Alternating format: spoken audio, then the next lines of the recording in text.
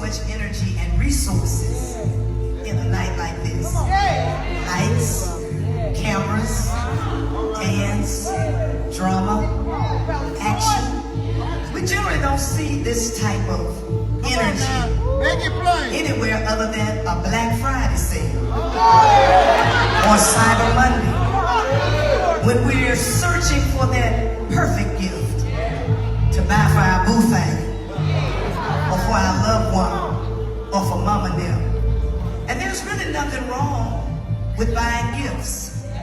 As a matter of fact, we were created in the image of God, which means that we were created to function like God in nature, character, and moral disposition.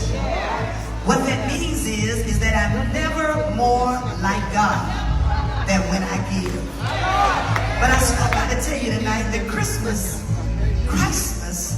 is not just about presents, gifts, bows, Christmas trees. Christmas is about presence. P-R-E-N-C-E. Have you put it this way? And all of this took place to fulfill what the prophet had said. Behold, a virgin shall give birth to a son. And they shall call his name Emmanuel, which being interpreted means God is with us. Emmanuel, God with us. It means that God is with me in the nitty-gritty of my life. It means that God is with me in my trials and my tribulations. It means when my haters come after me and try to sink me and try to tear down my reputation, that God is with me. It means that God has my back.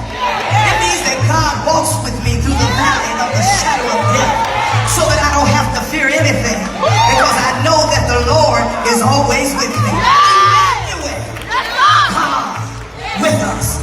He's a present help in the time of trouble. He walks with me, and he talks with me, and he tells me that I am his own, which means that Emmanuel is with us. Whenever Emmanuel is with us, I'm never, ever alone, because he's always by my side. There's good news in the morning, there's good news in the evening, and there's good news right now. Dr. Stewart, so many people been trying to figure out why did he come. The world is trying to tell us why we celebrate Christmas. But to really understand why he came, we have to visit the Holy Writ.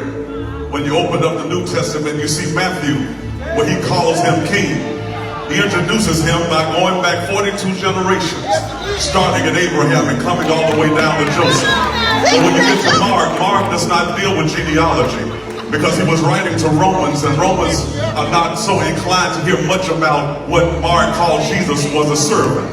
But then when you get to Luke, Luke introduces him not as king, not as servant, but he introduces him as man. He goes all the way back to Adam and calls him the Son of Man. But John says, yes, Matthew called him king, Mark called him servant, Luke called him man, but John calls him God. Matthew went back to Abraham. Mark didn't mention any genealogy. Luke went back to Adam, but John said, in the beginning was the Word, and the Word was with God. So when you look at the Gospels tell us how and when Jesus came, but the epistles tell us why and for what he came.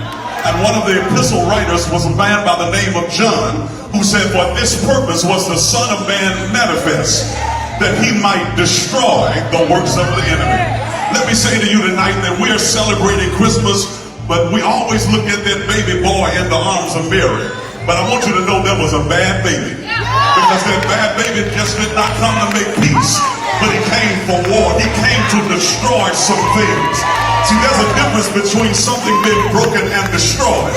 As a matter of fact, Jesus Christ, he came not to put band-aids on things, but he came to destroy things. And may I say that as we celebrate this season, the reason why Jesus Christ came, that he might destroy the power and the penalty of sin. that he might destroy sickness and disease, strongholds, habits, and addictions. There is nothing too hard for God. And not only is Jesus a destroyer, but he's a way maker. He's a burden bearer. He's a heavy load sharer. He's over trouble. He's the everlasting Father. He's a prince of peace. A demon buster.